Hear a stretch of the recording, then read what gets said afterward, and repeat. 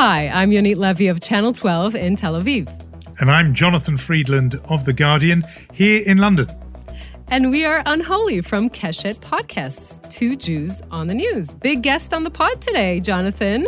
It's going to be three Jews, isn't it? Three Jews. Exactly. Let's admit it's the way we like that we have David Axelrod, only the best for you, who, is not only one of the sharpest political minds in the world, but also a host of two podcasts that we both love. So we're going to talk with him later in the program today. A lot to talk about. It is so much to talk about. I mean, even before we get to, the Obama whisperer himself, just the date on the calendar that is looming, 1 year on to the day on March 23rd since Britain went into lockdown. But even more importantly, some may argue, it's a big news day for you, Yonit. Indeed. Countdown 4 days to Israel's fourth election. Tuesday night, 10 p.m. local. The games begin. That's where our exit poll is published. All Israelis are going to be glued to the screens. That's going to be 3 p.m. Eastern Standard Time and 8 p.m. UK. And I'm mentioning this, Jonathan, because I fully expect you to watch us online. I checked. There is no Arsenal match that night. So you will be able to watch. I would just say that, Arsenal has been losing like the Israeli left. Can I make an Arsenal joke? Are we at that level of our friendship yet? Yeah, but on this one, you're wrong. I mean, Arsenal are in great wrong. winning I don't know form. anything about it. And the Alavai, the Israeli left should only do as well as Arsenal Football But Club I am right in moment. comparing the blue and white party to Liverpool this past year. That is yes, right. That's okay. a great comparison okay. because the big winner that suddenly falls back in dramatic fashion, although and in fact, perfectly in sync because some signs of life just in these last stages from both unfancied teams. So yeah, I think there's a lot of mileage in this. We could go quite far with this with some of these minor parties. So please don't ask me to do the rugby meets politics metaphors. I'm stuck in that. That's it. I won't do that. I'm just trying to think of who would be the sporting equivalent of some of the ultra-Orthodox parties. That would be quite challenging. But no, look, it's going to be massive. And I agree, the entire Israeli nation will have their eyes on you, Yonit, as they watch that exit poll. But how do you get your updates, by the way? That makes me curious. Or you just wait a few weeks and realize that Netanyahu is still prime minister? Yeah, I mean, we tend to sort of think my approach to these elections is really to go into a winter-style hibernation. Wake me up in 6 weeks' time, and I will presume, as I've always said, that the forever prime minister will still be prime minister. That tends to be how I approach it. But no, I know election night is just obviously a massive broadcast event in any country. Huge for you. We've talked about your endurance skills going through 11 hours on the night. But TV, I mean, it's not just news though, is it? No, I mean, it's a TV event. I was just thinking about it, that in Israel, what we do is we have like two large chunks of the night of an election night are dedicated for satire. Our satire program comes in, Eretz Nehederet, and they do the skits live, meaning just think how talented they have to be to write this and present it live as it happens. And I was just thinking, is there any other country in the world where reality turns into satire as it's happening, right? I mean, can you imagine election night in America, right? NBC cuts from Lester Holt and Savannah Guthrie to what? SNL, to Saturday Night Live in the middle of an election night broadcast. It's so Israeli. And it's also a little bit, I think it's quintessentially Jewish, right? I mean, you have no control over events, so let's just make fun of it. So our election night is sort of a lot of news, obviously, and also satire embedded into that. I mean, in this country, they did try Spitting Image, the show with the puppets. And they did that, I seem to remember, for one election where they, but it wasn't, live, instant reaction in real time. I think the closest is probably the Jon Stewart Indecision 2000 or Indecision 2008. I think they did, Comedy Central did a show an election covering night the broadcast for the first time, but that was on cable. And it didn't work with the network election night broadcast. So that is, I think, I don't know. I don't know. This is a shout out to our listeners. I don't know of any other example in the world of this happening. Yeah. But as we dive into where we are 4 days before the election, it's going to feel like 4 years, exactly, because final opinion polls come out tomorrow, Friday night, final surveys, and then the next time we see anything will be on election night, as I said, the exit polls Tuesday, 10 p.m. Now, what traditionally happens in Israel between Friday and Tuesday is like a hyperlapse, right? You know those videos where the sun rises really fast or the building is built. All the trends that we're seeing in the latest polls are like on steroids. So, if COVID accelerated trends and compressed a decade into a year, the final furlong of Israeli elections is compressing months into hours. And I gave you this example, I think, a few programs ago where we talked about Lapid. On Friday in the polls, 2013, he was 13 seats. On election day, he was 19. These are exactly the trends that are being accelerated. And so if that is the case, what are the trends that we're seeing just in this, as we get to the edge before the final furlong? What are you seeing? How are the lines on the graph moving? So there are two things that I think we should know. One is that it's clear Netanyahu has momentum, right? I mean, the whole campaign has been built around him taking full credit for Israel being the first country vaccinated. Obviously, the Israeli health infrastructure deserves a lot of the credit, but they are not going to the polls, and he is. So this is his line, and obviously it's working rather well. The person who coming in to assist him is CEO of Pfizer, Albert Bourla, who told me this in an interview last week. Yeah, he will call me 3 o'clock in the morning. And he will ask me, what about the variants? What data we have? And I said, Prime Minister, it's 3 o'clock. Said, no, don't worry, tell me. Or he would call me to ask about children. I need to vaccinate the schools. Or to ask about pregnant women. So he convinced me, frankly, that he will be on top of things. And I knew that the Israelis, they have such an experience in managing crisis because of the situation that they live, surrounded by hostile, basically, nations at a large degree. I felt that they can do it, and I felt that the leader was really going to guarantee that this will happen. So I have to say, I love this clip because the idea of he's picking up Bibi and he's saying, look, I trusted him with the vaccine. But the calling at 3 in the morning to ask for advice. I mean, this is my mother's word for a person like this is a nudge.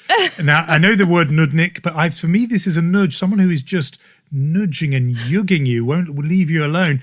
And in a way, on a human level, you think, oh, annoying. But maybe as somebody who's going to be in charge of protecting the country, it's quite a good thing. Let's say nudnik in the good sense of the word, right? But this has obviously been very, very helpful for Netanyahu's campaign. He used this soundbite over and over.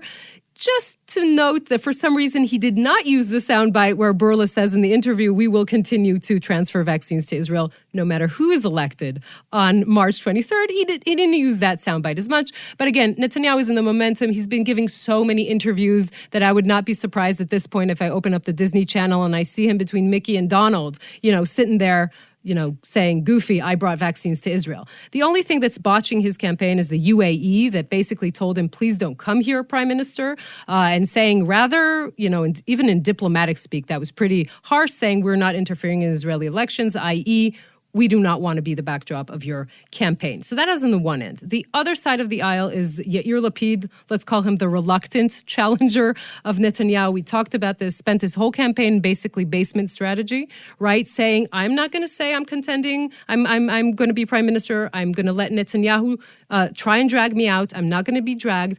His own strategy was to say we're going to quietly construct this coalition with Bennett and with Saar and with Lieberman, and we'll bring this forth after the elections. The closest thing he came to saying anything like, I want to be prime minister, is what he said to the Jerusalem Post earlier this week. I think it's time for a generational shift in Israel. I think, as I was saying, I'm ready. The party is ready. We have the right plans. We have the right abilities. We have the right experience by now. It's been almost 10 years since I went into politics. I served in all different positions that prepares you to the moment. So yes, if I will have the chance, of course, I will be more than honored to serve my country this way. Essentially, the problem with Lapid's strategy at this point is that you have to appear to be fighting for something, right? I mean, if you're just sitting there saying, no, I want a sane government, but I'm not necessarily want to be the head of government, that could be a problem when you're leading up to the election. So these are the two trends that we're seeing right now. So my forever PM instinct is not far off on the basis of what you've said. It's interesting for Lapid. I don't know what else he could have done, really, because if you are saying don't vote for Netanyahu, at some point you have to say, I'm ready to do the job. On the other hand, if you felt it was good strategy, the basement strategy, 2 weeks ago, then surely it's good strategy now. You do always want to see it through, especially as for the reasons you said, Israeli elections tend to have this phenomenon of late deciding, consolidation, these trends at the end. And so you've now, if you believe that was the right strategy, if you're Yair Lapid, have you blown it at the last minute by changing course? And yet, as I say, I don't see what else he could do. Partly, cornered there by Bibi, but you do wonder if now in these last 3 or 4 days, what Lapid has done is given the cue to Netanyahu to say, see, it's him or me. It's all about the deficiencies of him. Lapid is a deranged leftist. That's usually his line. And, you'd much rather me, the nudnik and nudge rather than the nudnik and nudge you don't yet know. And so, I think that's a good election slogan, Jonathan. Yeah. Better the nudge you know. This is what it would be like if I was running for office. The nudge So I think, it's very hard to see how these last few days could spring a big surprise given the trend lines you've set out. Yeah, look, it is Netanyahu's game to lose, right? And if I can share, I want to call it a trade secret so you'll think it's more interesting, but just my note to what to watch on election night. You're looking for that 61. You want to see, that Bibi's bloc is rock solid. That even now in the polls, if you add Likud and the ultra-Orthodox parties and the extreme right party altogether, it's about 48 or 51. You're going to need, he's going to need Naftali Bennett, right? In Hebrew, we have a saying, hagrush la lira, right? You need the penny to complete the dollar.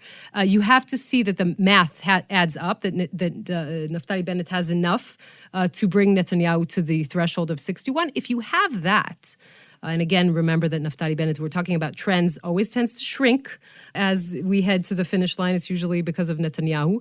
And so you're going to look for that 61. If you have that on election night, that Netanyahu has a government. The rest is, but again, you're going to see the indications of it being the other option, which is a lockdown in fifth elections. If, for example, you see the Arab party, the United Arab List, Ra'am, that broke away from the Joint Arab List. I'm sorry that this sounds like a Monty Python skit. If they pass the threshold, that the chances for fifth election, for example, are much more, are higher. Are you confused yet, Jonathan? No, yeah, I am. But, it's very healthy, this guide to the perplexed for how to watch the election. I mean, US news organizations gave good advice. It turned out to be really prescient advice, which I think is parallel here. In the American election, they said, look, beware of a red mirage on the night. In other words, Republicans appearing to be far ahead on the in-person vote, and then there will be a blue drift as votes shift away to the Democrats because of mail-in voting. And that was very good advice. And I just wonder if, in a way, there could be a sort of anti-Bibi mirage on the night where it looks better for the anti-Netanyahu parties. And I say this partly because often that's how it's been. And then as the days go by and as extra votes come in, often I know the votes from the army, soldiers, etc. But just as votes shake out and those thresholds, every last grush is counted, as it were, does it then go to, shift away from that anti-Bibi bloc? So the point, I suppose, is much as we all love election nights, the sheer drama of them, there is a health warning to be applied. What happens in those first few hours, especially the initial exit polls, doesn't always pan out in the subsequent hours and particularly subsequent days. Agreed. A lot can happen on election night and after. Last election was actually an exception because we started out, the exit polls of 10 p.m. said Netanyahu had a block of 60. And that was pretty obvious. So the tone of the whole program after that was Netanyahu was going to get a government and that's where we are. But only a day or two after, we realized that he actually had 58 in his block and that changed and he didn't have a government. So again, I would say, yes, take it with a grain of salt. Whatever happens the first hours on election night, not necessarily what will happen, what the true results are, especially now that we have so many people in quarantine voting and their votes would be counted a little later. So yeah, it's going to take a while. And nobody knows that better about what happens after election night can change than our guest, David Axelrod, because in American politics, they know it ain't over on election night. It can take days, weeks, and months. And that is our cue to turn to David Axelrod. Thank you so much for joining us today, David. It's such an honor and a pleasure. Fun to be with you. Thanks for having me. There's so many titles in your bio, so I'll just go through a few. Director of the University of Chicago Yes, Institute I'm of old, Politics. is what you're saying. I know. You're No, trying to I say said you here, have an isn't it? impressive career. It's not at all the same thing. Go ahead. But I did mention the Institute of Politics in the University of Chicago and senior political commentator on CNN, and of course, former senior advisor to President Obama and host of two of my, Oh, yeah, there you I go. think I can say our, Jonathan, favorite podcasts, The Axe Files and Hacks on Tap. I'm going to go, David, with one of your earlier titles, which Yoni didn't mention, because long before all of that and the stellar career and political consultancy and Obama, you were just like us. I'm not saying you were a third Jew on the news, but you were a journalist, a political Yes. columnist. You did what I do for a living on the Chicago Tribune. Yes. So you are unlike me and your needs, because we've stayed with journalism our whole careers, watching on the sidelines, observing political operatives and candidates. And you were doing that. You then went in to politics, and now you're like us now. You're a podcaster. You're an observer of the political game. Yes. And I just want to Yes. know, as somebody who really hasn't dared do that, what it's like to make the move from journalism into politics, and especially back again. Yeah, I was listening to your account and I was thinking, man, I'm confused. I can't decide what I want to be. But I was a journalist for the first 10 years of my career, and I really grew up in the newsroom of the Chicago Tribune, and I loved it. And I was interested, Jonathan, and some guy came up to me when I made the move, an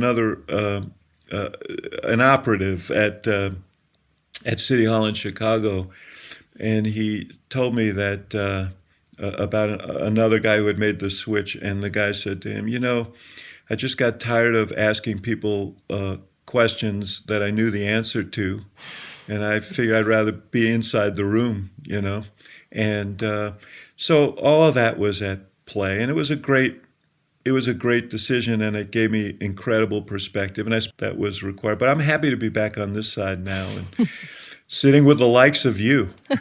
I listened to you, David, and there's, if I were saying this in Hebrew, I'd say you're the architect of the Barack Obama phenomenon. Excuse me for my bluntness. And I remember this, it's in his book, in President Obama's book, Promised Land, I think you're mentioned so many times, second only to Michelle Obama. There's that beautiful story of you sitting in a cafe. Thank God I was second. Yeah, that could have been, Could get that weird could have been Really awkward. awkward. But you're sitting in a cafe and he comes to you and you say to him something along, I think the lines was something like, maybe you should run for mayor of Chicago. And just that, I wonder if in the world we live in, when everything's so polarized here in this country, in Israel, of course, in the United States, is there an option for a Barack Obama story to happen again? For someone to come, like you're quoted there saying, shot out of a cannon, coming out of nowhere into national politics and sweeping the nation and breaking that deadlock. Is there an option of that in the world we live in? I can't surrender that idea. I can't surrender that possibility. I think that, in democracies, ultimately the market will determine. And it could be that, and I'm hoping, that people become so concerned about the level of polarity and so disgusted by it that the prospect of being more of a community again, an American community, an Israeli community, that those things will have enough appeal to enough people that someone could come along and do that. But, there's no doubt it's been a sobering decade. We came with such high hopes of being able to change the tenor of politics in Washington, and Washington was deeply resistant. And, obviously Trump was a very, very extreme reaction to all of that. Now everybody, each side has its own. I mean, there is fact, there is truth. What I find on the conservative right is there is an alternative set of facts, and people, deeply believe them, and that's a very hard thing to penetrate. So the short answer to your question, and that horse has left the barn, the short answer, but is that yes, I still hold out hope that that such leadership is possible. and I'm hoping that the market will demand it. But I recognize that there are a lot of forces pushing against it. I mean, it does make you wonder now if the same person, the same skill set, Barack Obama, David Axelrod at his side, put together the same campaign, whether now, because of the landscape we're in with, as you were saying, the fragmented, segmented social media, TV, whether an Obama phenomenon could happen in this particular climate, even with, everything else being equal. You just couldn't do that. You couldn't be this big single breakthrough because of what you've just described, that kind of polarization. Yeah, it's a good question, and I often think about it. In sports, you say, well, what if Muhammad Ali had fought Joe Louis? What would have happened? What Right. if it, you can't, it'd be interesting to know what a matchup between Obama and Trump would have been like. But, one of the things that happened is that, there is a reactionary movement in this country that's being propelled by opportunists in the media and politics against cultural and economic change that is coming very rapidly, and demographic change. And Obama, in some ways reflected that change and became a target for those opportunists. There is an element of cultural elitism that Democrats have projected that has made it easier for the opportunists to scoop up these people and say, you see, they disdain you. They disdain you. You belong over here with us in our tribe. That is what has to be broken. And I will say, one of the skills of Obama, one of the great talents, is that he could walk into any room and feel comfortable.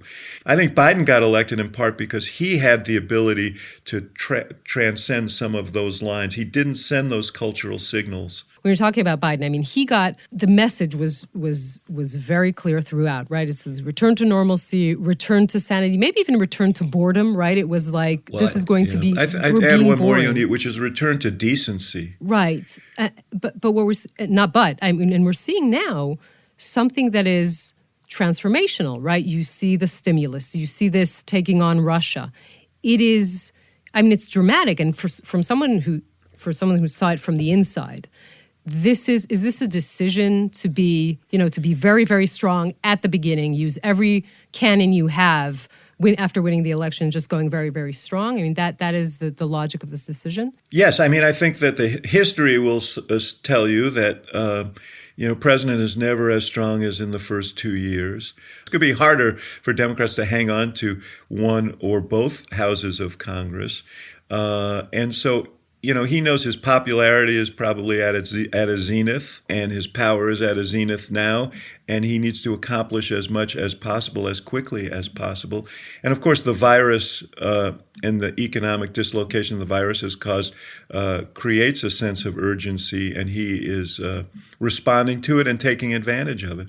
Let's just talk about this thing about being in the room, which you said you wanted to be.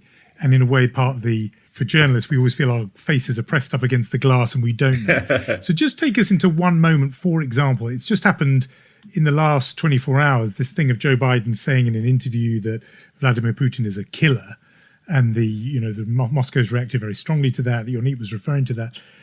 Something like that, a moment like that when it happens. He wasn't wrong, by the way, but right. Yes. But the thing that I think journalists are interested in is the extent to which something like that is deliberate and intended.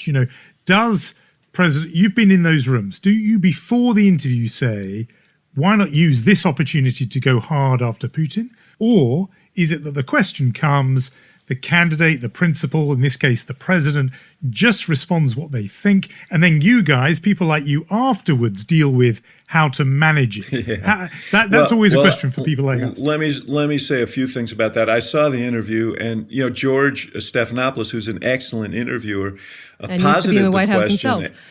He asked him, exactly, a veteran of the White House in the Clinton years, asked him do you think he's a killer? It wasn't that. Biden didn't volunteer it, but he answered honestly to it. And I'll say this, having worked with the president when he was vice president, everyone's strength is their weakness. He's honest, and he's blunt, and he's straightforward, and he tends to answer these questions directly. I think that's authenticity is one of the reasons he got elected president. But it gives, I think it often can give heartburn to the people who work for you if you're that kind of a politician. And I don't think he went into that interview with the mind toward calling Putin a killer. That word was offered to him, and he acknowledged it. I think he probably did go in with a mindset toward saying, we're going to be tough with Russia. And what happens in the room afterward, I mean, I don't know. I haven't talked to them. I don't know but you slap your forehead every once in a while when and there are times, and not specific to any candidate or office holder, when you just feel like saying, man, get out of that chair and let me answer that question. That's not the way we were supposed to answer that question. I've got to ask you just about what the thing that's on our mind with the elections coming up in Israel, which is, I was a correspondent in Washington a lifetime ago in the middle 1990s. Yes. I covered Bill Clinton versus Bob Dole, for God's sake, right? And Bill Clinton versus George Bush's father.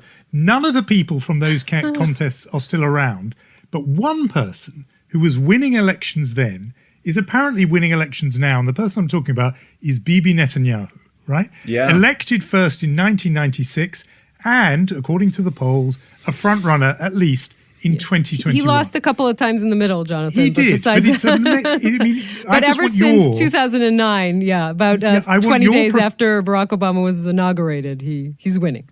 Okay, so your professional assessment, David, as somebody who assesses political horseflesh, to use that Americanism, of all the candidates and politicians you've seen, just where on that scale do you put, and I'm not asking for a judgment on the rights and wrongs, the morals of his politics, just as a player of the game, how good is Bibi Netanyahu?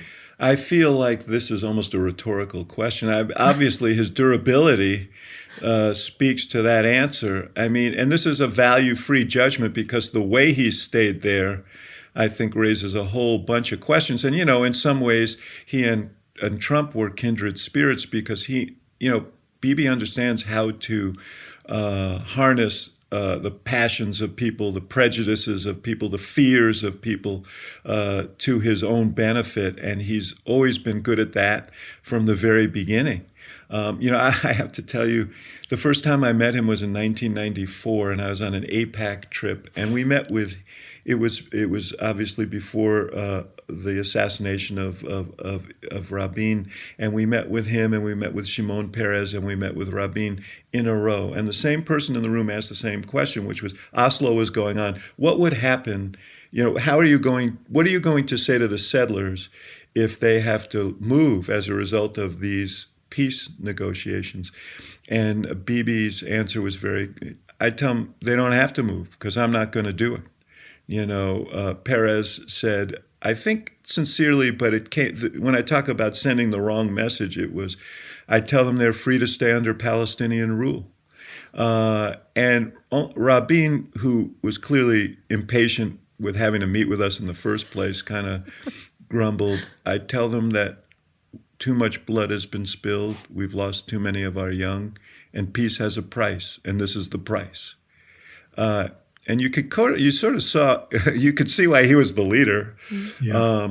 But Bibi plays the emotional elements of politics to his advantage, and the cultural wars, as well as any American politician, including Trump. And what he has that Trump doesn't is he does have a deep grasp of government and all the levers of government. I mean, Trump was disinterested in those.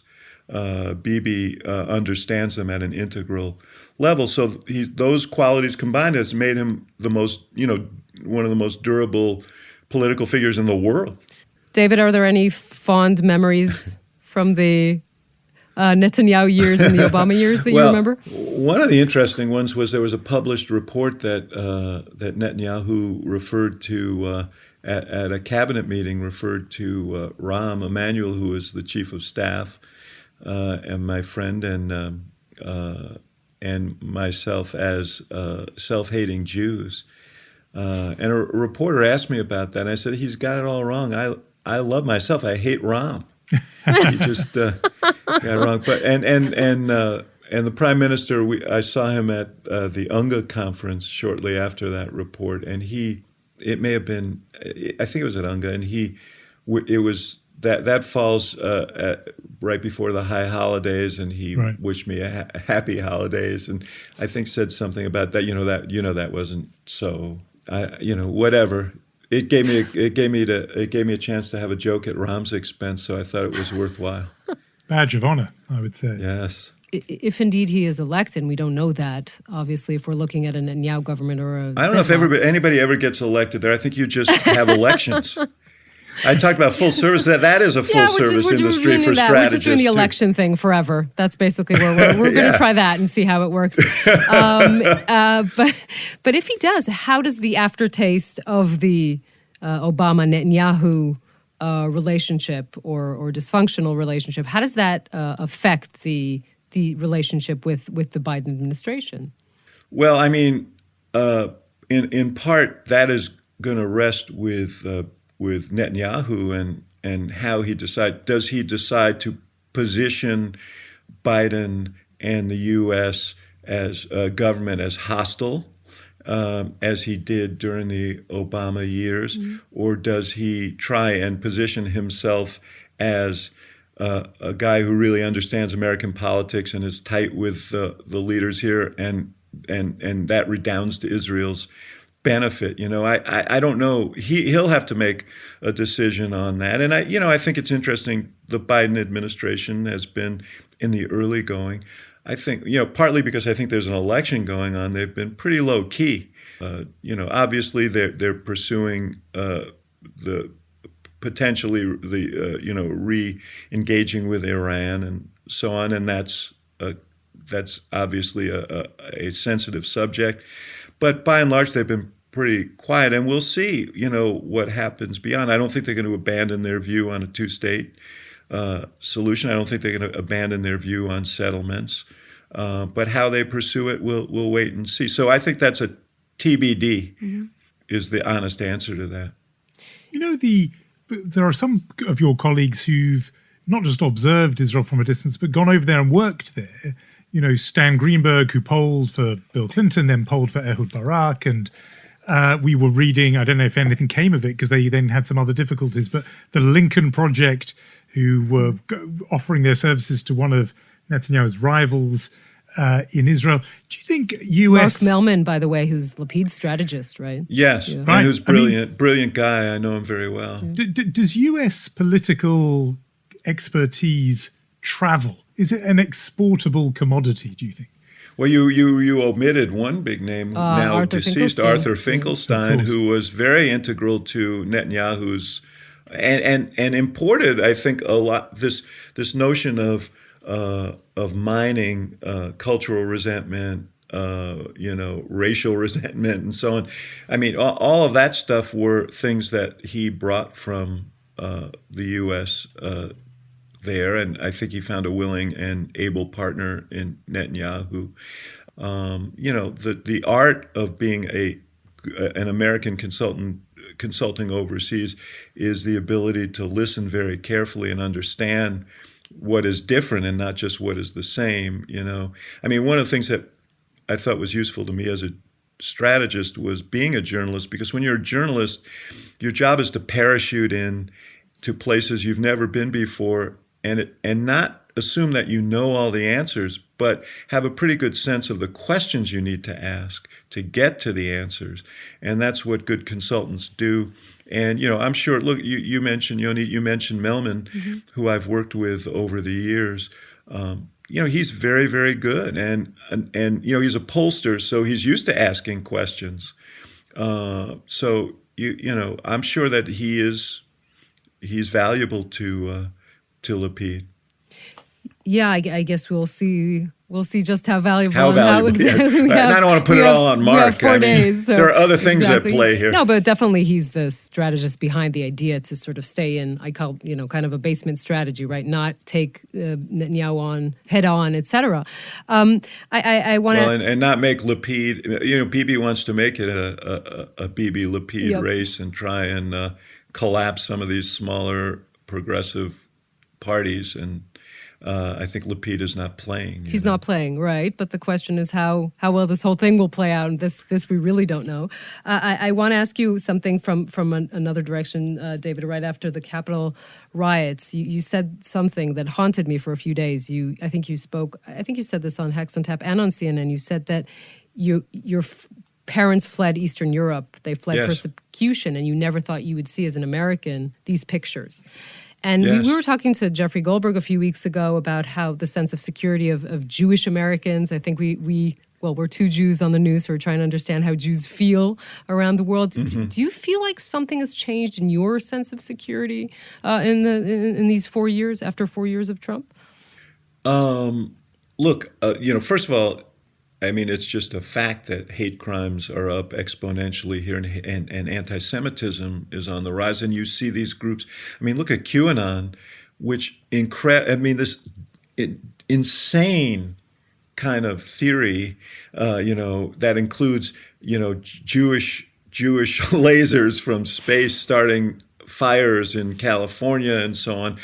We saw the marches in Charlotte, the marchers in Charlottesville saying Jews won't replace us.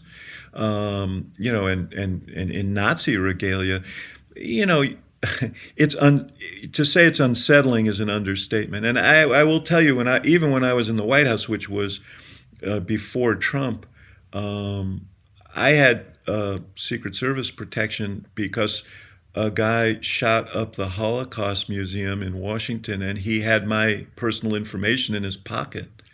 And so that created a concern. So, I'm aware. I don't think about it moment to moment, but my vision of America is where whatever our background, our faith, and so on, we're knitted together in one community of shared sort of civic ideals. That has been riven, and whenever that happens, wherever it happens, if you're a Jew, I mean, that's a source of concern.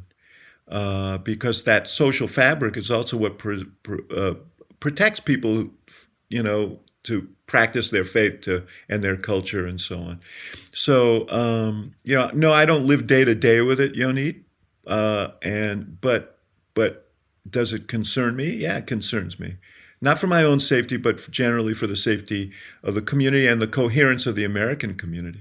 So, David, I didn't know that story about you yourself your details being found with the person who shot up the Holocaust Museum. That is very jolting to hear. I mean, what came out of the conversation on similar ground we had with Jeff Goldberg was this idea that relatively late in his life, this was more or less the first time he had ever felt this about America. And certainly for those of us outside America, whatever troubles there are, for example, here in Europe for Jews, the place which you've just taken as read as an absolute bedrock stability of democratic norms was always the United States. And that was whatever else was happening, you just thought it would never happen there.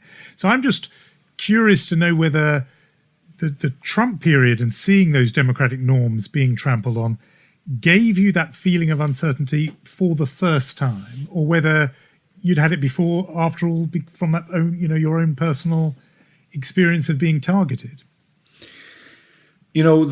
We've had periods in this. I mean, we've had neo-Nazis and George Lincoln Rockwell and people like that who, that's part of our history. But it's never been affirmed by people in high places, and certainly not the president of the United States before. And so, I agree with Jeff that this is something new to most of us. We haven't seen this kind of virulence, but virulence, I mean, the thing that upsets me is not the virulence, because we've always had we've had these movements before. It's the acceptance of them, as I said, affirmation by the president. I mean, we have two members of QAnon, or two adherents to QAnon in the United States Congress now. It would be as if you guys elected Kahanists to the Knesset. Oh, wait a second. That could happen, I guess. But anyway, May just may happen. yes. But I mean, it is that the kind of respectability that this is being shrouded in, that somehow this is a valid, that these race theories are valid. That is new, coming from high places, and that is concerning. And I read, and now I've watched the TV series that resulted, Philip Roth's book, The Plot Against America. It felt a little like that. That was exactly what I had in mind. It felt a little like that. Yeah, it felt a little like that. And that's really unsettling. And I do think of my father, who fled from what is now part of Ukraine when he was a boy, and all the horrors that he saw, and the sense of security that my family felt in finally making it to America, and what he might think when he saw these things. Or my grandfather, who came here from Russia on my mother's side, for the same reasons. It's very unsettling. We should have one ever so slightly lighter thought, which is it's not only the Israeli elections that are approaching. That wouldn't be hard, would it? It wouldn't be hard. The festival of Pesach or Passover is looming. Some of us are already planning a Zoom Seder for the second year running. But do you know already, David, where you might be for your Seder this year in 2021? No, I'm trying to figure it out. I was just discussing this with a friend of mine from Chicago who's out here, so Where's out here, by the way? We see you as such a Chicagoan. You're not in Chicago. No. Right now. No, I'm a virtual Chicagoan. I am. So am I, by the way. I grew up there, so I'm a virtual Chicagoan myself. Where did you grow up? Lakeshore Drive. Oh, on really? Shea Met Jewish Day School. Yes. See, two Jews, they have to talk about some esteemed graduate. I think Rahm Emanuel was.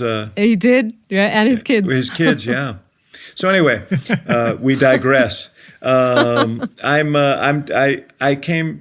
been coming. We have a place in Arizona. I love baseball and I love the climate. And in the winter, I try and sneak down here. But it's been a great place to be during this period. It reminds me how lucky I am, and many of us are, to have that ability during a pandemic. A lot of people here haven't.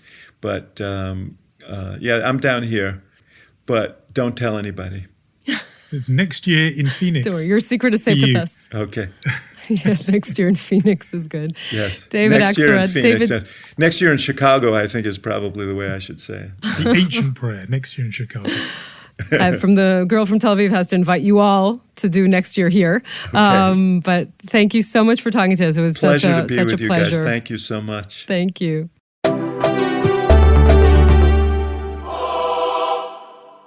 That was a very interesting conversation. It really was. I mean, not everybody who was a political operator makes the transition into being a really sage observer of politics. But David Axelrod, in his podcasts and on ours today, has shown he absolutely is one of that very select group.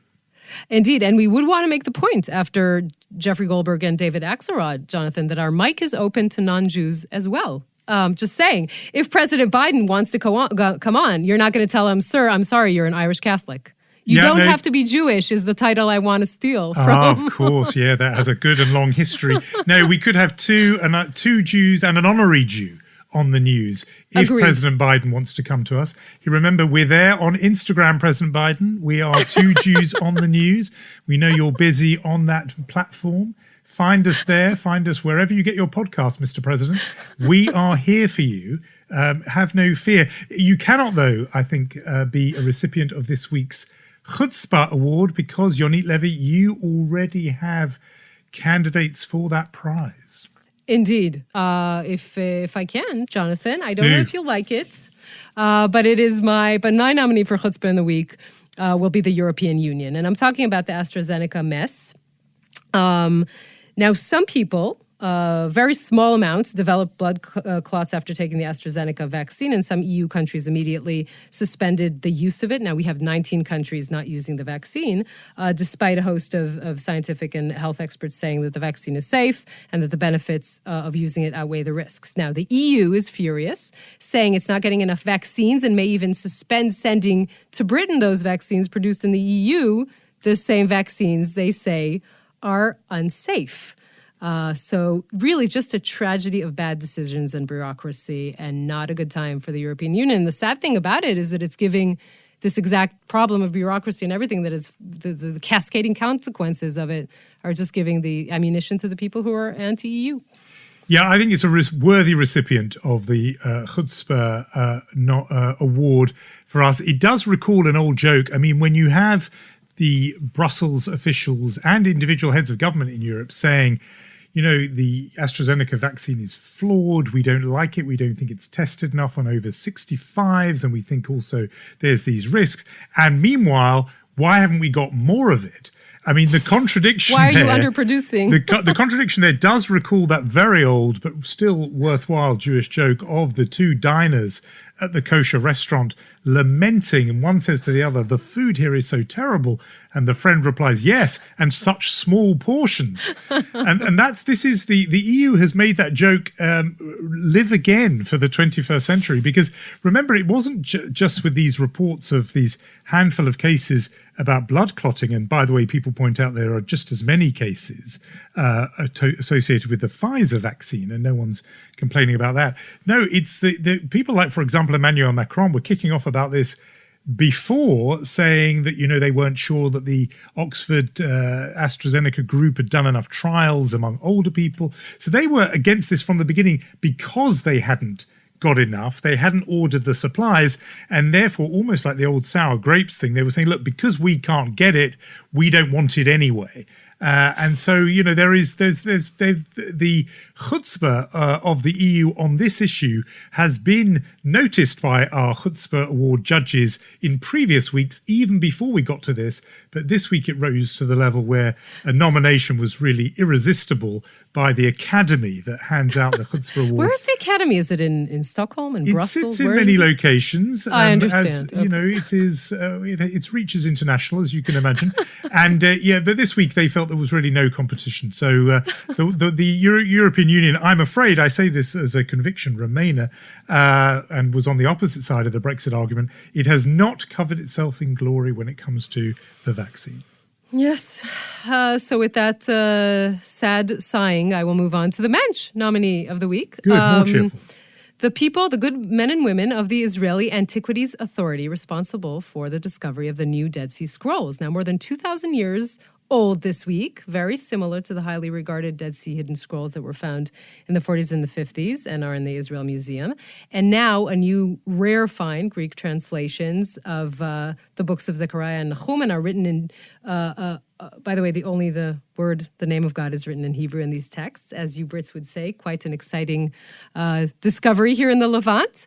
What was also excavated was a 10,000-year-old perfectly preserved woven basket, the oldest complete basket in the world, way before Amazon. And the thing I'm most excited about, Jonathan, is a 2,000-year-old lice comb, which eerily resembles the same lice comb we use today.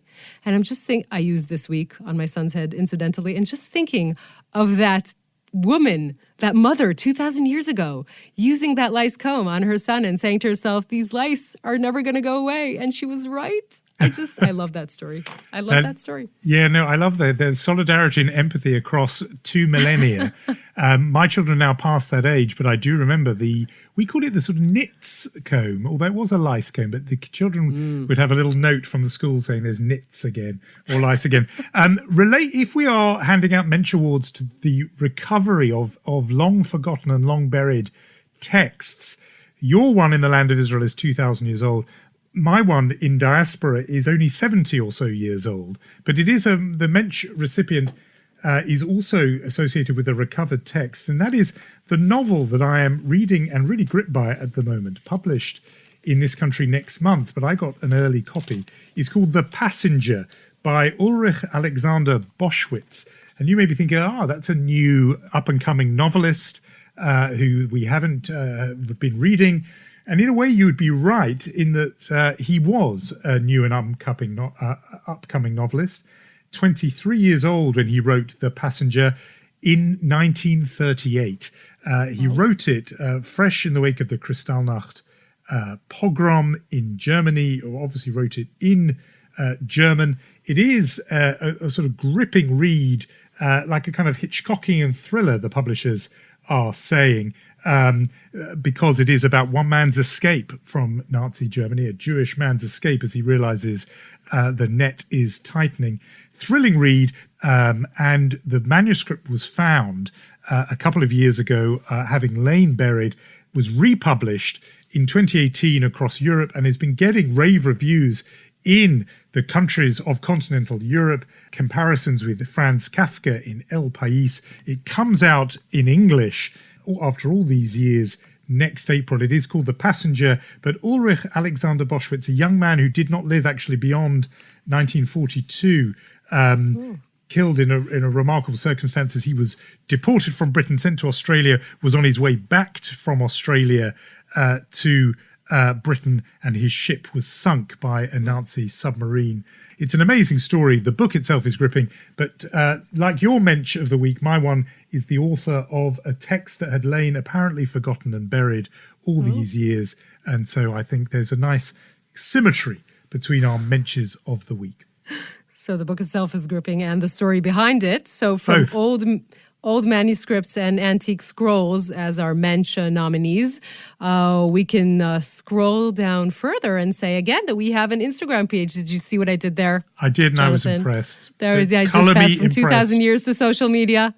I wanted to impress the lofty columnist guy. Okay, so we have our Instagram page at 2 Jews on the News. Can't believe that username was available, but it is. That's we're because both- Harry and Maury in Florida are not yet, they're not yet on Instagram in Boca Raton. And if they were, they would have taken it because, as you know, 2 Jews on the News, that's you and me, Marvin. But instead, Yeah, it's you we and were me, quick. your need. We were We've quick. taken it. And so it's there. You can also get us wherever you get your podcast. Remember, review. There's only one review option available. We want the 5-star rating, but you can also write words and review. Some lovely ones already appearing. Do that. Tell your friends. You can WhatsApp. If you know, why not write to your friend, your relatives in Florida, with a letter, a snail mail. And Lior's doing a gesture involving wings. What would that be? What does that mean? I don't know. I think he means the Carrier pigeon. Send it by carrier yes, he meant the pigeon. carrier pigeon. That was Very what good. He was doing with the pantomime. Our brilliant producer was doing a carrier pigeon mime. As a mime artist, he's a very good executive producer. I think we are almost reaching the end. Indeed. times. Let's say our thank yous to our mime artist and executive producer Lior Friedman and Rom Atik, head of podcast, Yair Bashan for editing, and Irad Eshel for original music. Next week, our special election debrief, and Jonathan will share his secret recipe for matzo ball soup and hopefully his communist Haggadah as promised. That will be next week. Jonathan, enjoy your week. I won't be sleeping much, but we shall meet. Happy after election night, Yonit. Good luck to everyone. Good luck to you. Be well. You too.